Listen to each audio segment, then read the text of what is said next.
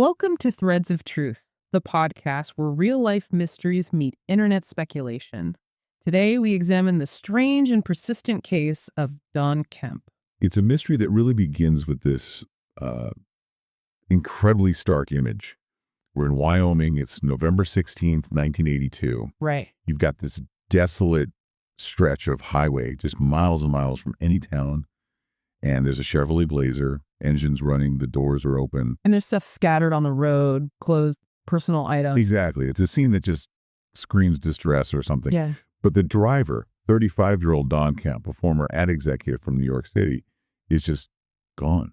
The silence out there must have been deafening. That scene is really the anchor for this whole story. For you listening, the sources you sent us really highlight this core contradiction. It's not just a disappearance. No, it's a complete puzzle. Yeah. What makes this so difficult to unpack is that you have two sets of evidence that are just fundamentally at odds with each other. Okay, so on one hand, you have the physical conclusion. Years later, his skeletal remains are found a few miles from the car. The ruling: death by exposure. Case closed. It's tragic, but straightforward. but then you have the other side of it. The electronic evidence, and it's powerful. Phone calls, 6 of them, made to his closest friend months after he was supposedly dead. And those calls are traced 150 miles away to a man who gets a lawyer and then vanishes himself. So the pieces just don't fit. The physical story tells you one thing, but the timeline, the communication, it tells you something completely different, something much darker. Right. So today, our mission is to walk through this chronologically. We're going to examine the 3 main theories. Was it an accident, maybe related to a past injury? Was it a voluntary disappearance? Or was it something else, a staged homicide? And we need to see how the limits of a 1980s investigation really allowed all these theories to take root and just persist for decades. Okay, let's start with Don Kemp himself. Before all this, who was he? Because he wasn't just some drifter. Not at all. He was Paul Donald Kemp Jr., and he was, by all accounts, a huge success. He was in the thick of it in New York City's advertising world. Madison Avenue, the whole 9 yards. Exactly. Living what most people would consider the good life.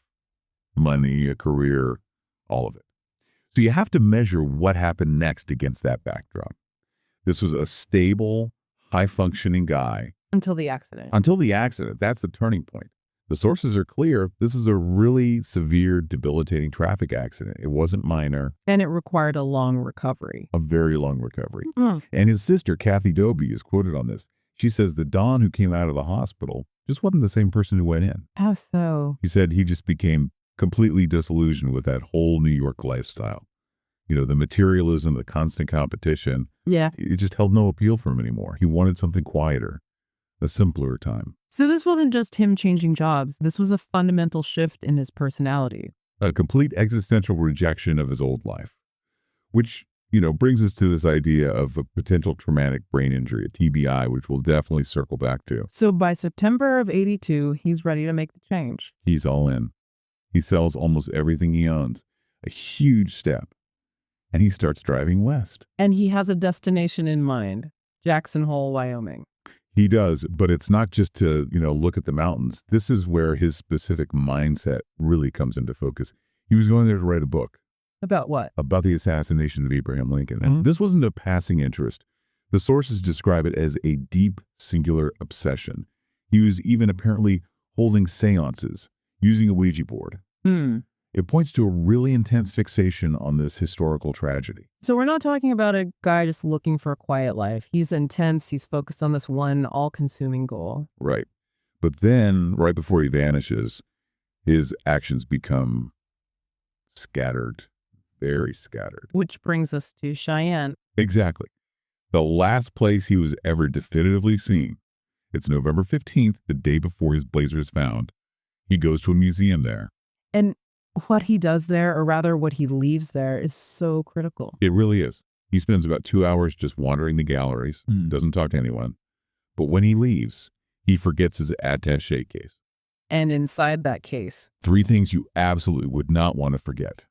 His traveler's checks, so his money, his research diaries for the Lincoln book, the entire purpose of his trip, and crucially, his driving glasses. the driving glasses, let's just pause on that. If he needed them to drive, he was essentially driving impaired from that point forward.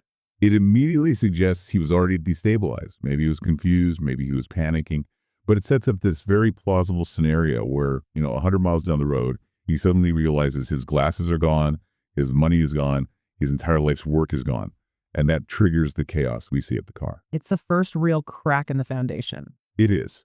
The scene itself, which Highway Patrolman Randy Teeters finds at 10 a.m. the next day, is it's the definition of someone leaving in a hurry. And the Blazer isn't just parked. No. The engine is running, the doors are open. Teeters himself said it was not one that someone would just leave.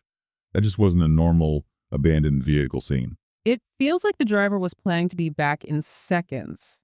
Not hours, not days. Seconds. And the car itself was packed. Completely full of all his belongings. This was his whole life in that SUV. But things had been disturbed. Clothes were thrown around, both inside and outside the vehicle. Which could suggest a frantic search, right? Or a struggle. It could. But the physical evidence on the ground immediately threw a wrench in the foul play theory. The footprints. The footprints. Investigators found only a single set of tracks leading away from the car out into that empty prairie. Just one. So right away, the sheriff, C.W. Ogban, he lands on a theory. He does. The official conclusion from the start was that Don was disturbed, that he was having some kind of mental or health crisis, couldn't cope anymore, and just wandered off to die. And this is where that TBI theory we mentioned comes back in, right? A modern lens on their 1980s assessment. Exactly. Patrolman Teeters mentioned at the time maybe it was someone on medication or off their medication. But if you look at it through the lens of a severe TBI, it makes a kind of tragic sense. Explain that a bit more. Well, a severe TBI can have long-lasting effects. Problems with impulse control, sudden disorientation, even dissociative fugue states where a person might walk for miles without any real conscious intent. So the stress of the trip, combined with the panic of realizing he'd left his glasses and money behind. It could have been the trigger. A complete system overload. He stops the car, frantically tears it apart looking for his things, and then in this fugue state, he just walks away, right out into the cold, leaving the heat and safety of his running car behind. That does explain the single set of footprints. It does. It's a logical, if heartbreaking explanation for the physical scene, but there's a problem with it. Which is? A 6-mile track. If you're disoriented, in a fugue state, wouldn't you wander? Maybe in circles? The fact that the tracks went for 6 miles in a relatively straight line towards a specific point, that complicates things. And this is where his mother, Mary Kemp, comes in. She just did not buy the official story at all. Not for a second. She was quoted as being absolutely certain he was in a horrible jam. She said, "This was so unlike my son." She was convinced it was foul play. So you have this immediate tension. The police are following the physical tracks. One set of footprints means he was alone. But his mother is following the evidence of his character, the man she knew. And unfortunately for the police theory, the evidence that came next only seemed to prove her right. So they follow these tracks. They do. Deputy Rod Johnson gets in a plane, does an aerial search. You can see for miles up there, but nothing. Not a sign of Don. Johnson's conclusion was that he was actively hiding. Yeah, he figured if Don wanted to be found, he could have just waved at the low-flying plane. So either he was disoriented or he's trying to avoid being seen. But the ground searchers, they find something else. They do. Yeah. Later that day, they find a duffel bag just off the trail of footprints. And inside, they find laundry soap, some clothes, and a teapot. Okay, that's just bizarre. Why would you carry a teapot 6 miles into the wilderness if you're in a crisis? Mary Kemp's reaction was immediate. She said it was proof of staging. She thought someone put those items there to make it look like her son had wandered off, to reinforce that narrative. But the footprints kept going. They kept going. For 6 miles, all the way from the highway to this abandoned structure. Some reports call it a barn, others a shelter. And inside that shelter, it gets even weirder. Much weirder. Investigators find a pile of sticks, arranged like someone was about to start a fire, and they find 3 of Don's socks. Okay, let's unpack this barn situation. It really challenges the whole wandered off disoriented idea. It does. First, the distance. 6 miles in Wyoming in November to a specific building. If he was in a fugue state and didn't know the area, how did he manage that? And the fire. He had the presence of mind to gather sticks and prepare a fire. That sounds like someone trying to survive, a moment of lucidity. Right. But then why abandon it? Why do all the prep work and then just leave? And the socks. The internet has been obsessed with this for 40 years. Why 3 socks? Not a pair, 3. Well, there is one medical phenomenon that could maybe explain it. It's called paradoxical undressing. Okay. It's something that happens to victims of extreme hypothermia.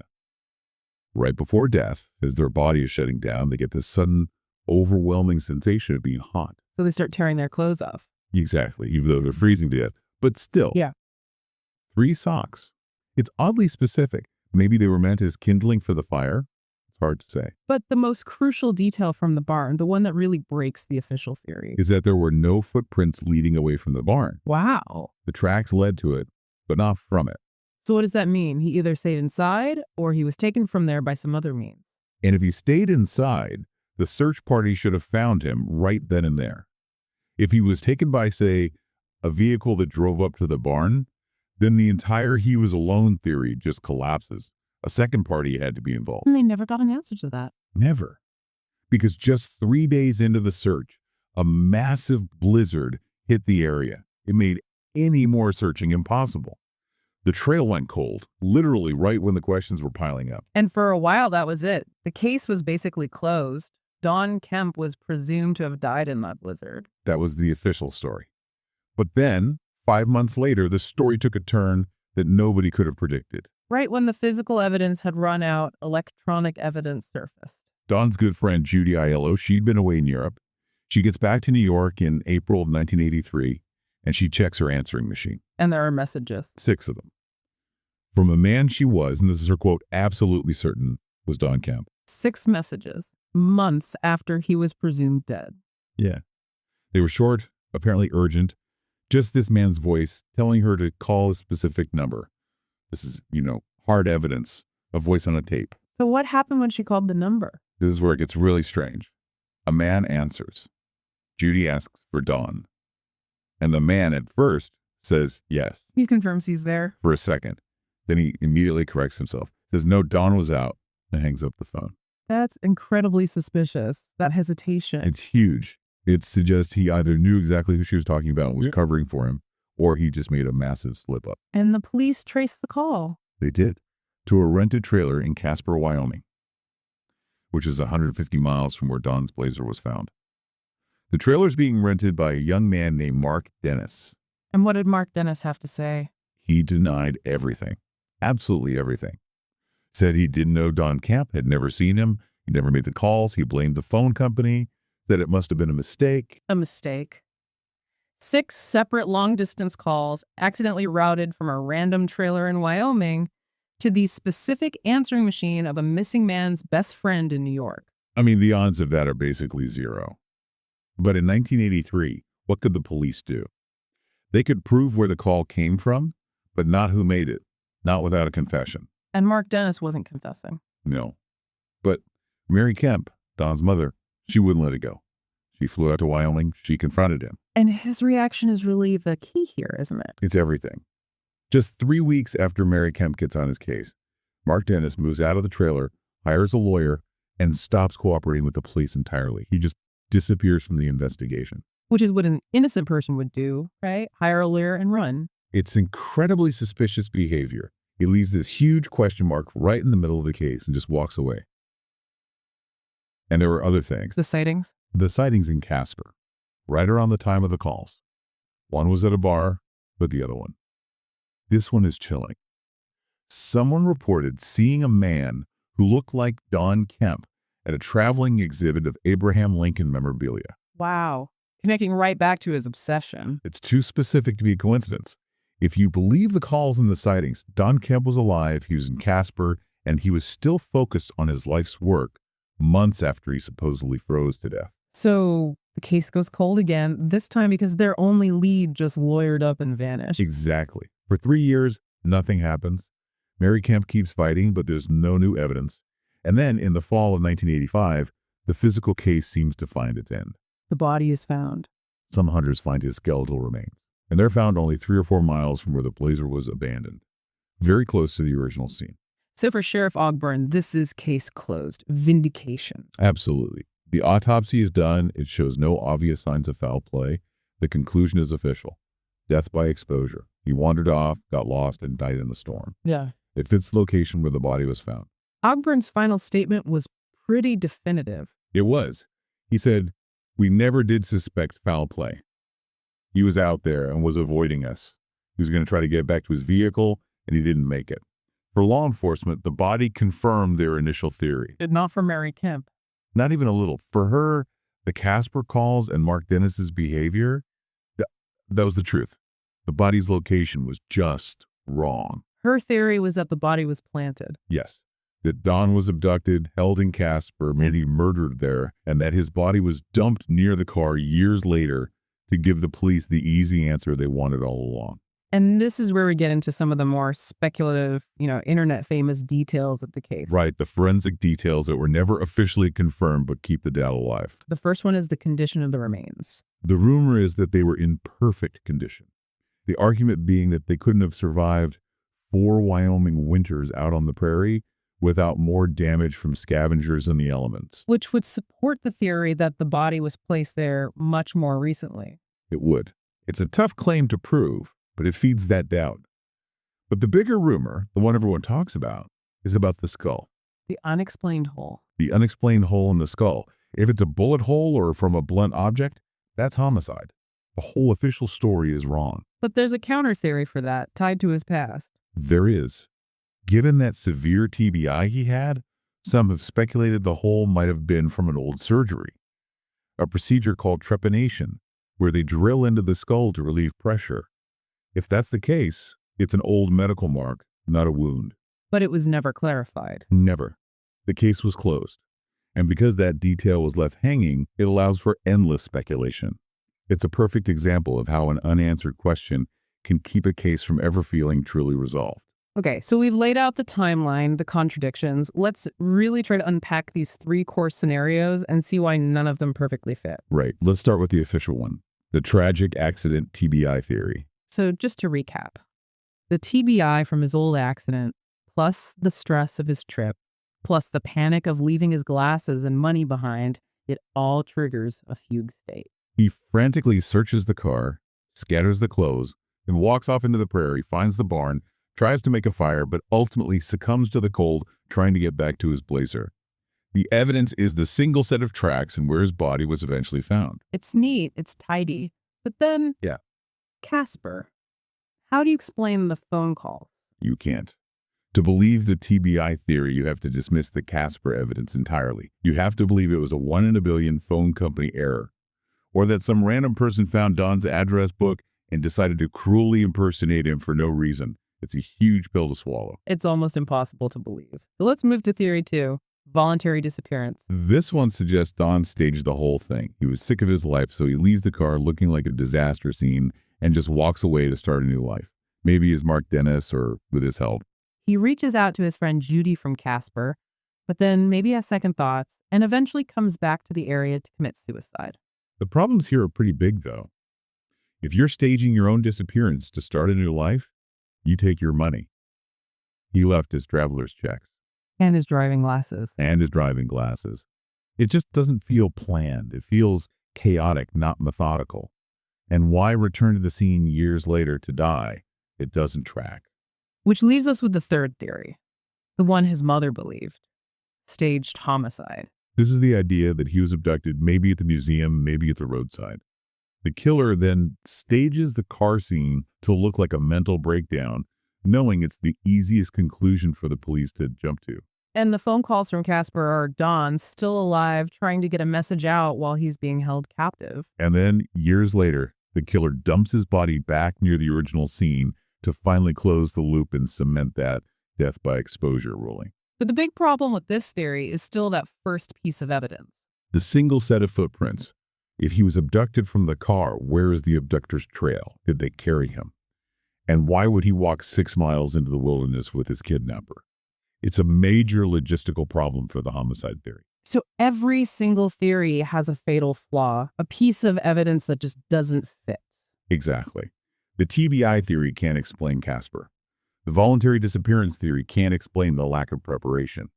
And the homicide theory can't explain the single set of footprints. And Mark Dennis is the key that could unlock it all. He's the absolute center of it. His actions, the initial yes, the sudden reversal, hiring a lawyer, fleeing Casper Scream involvement. But because of the limitations of the time, the police hit a wall. He was allowed to walk away. Those 6 messages on that answering machine are really the ghosts of this case, aren't they? They are. They represent the exact moment this should have pivoted from a missing person case into a major criminal investigation. But the technology just wasn't there to connect the dots. So the physical evidence won out over the electronic evidence, and the case was closed. Leaving us with the same question 40 years later. Was the body found in 1985 the result of a tragic accident? Or was it the final act of a killer cleaning up their crime? It's a perfect stalemate. Don Kemp started this journey to escape a chaotic life, to find peace in Wyoming, and write about a historical tragedy. In a really sad, ironic way, he just ended up creating his own enduring mystery out on that prairie. And you have to acknowledge his mother, Mary Kemp. Her fight, her refusal to accept the simple answer is the only reason we're even talking about those phone calls today. It's an incredibly sad story, no matter which theory you believe. But it does leave one final thought. Don Kemp was obsessed with Abraham Lincoln, a man who met a violent, tragic end. You have to wonder, how much did that deep fixation on historical tragedy shape his own final fatal actions? Was his life in the end a strange reflection of the very subject he was studying? A question that, just like those phone calls, is just left hanging in the air. Next, on Threads of Truth, we revisit Bryce Laspisa, the long drive, the strange phone calls, and the unanswered question of where he went after the crash.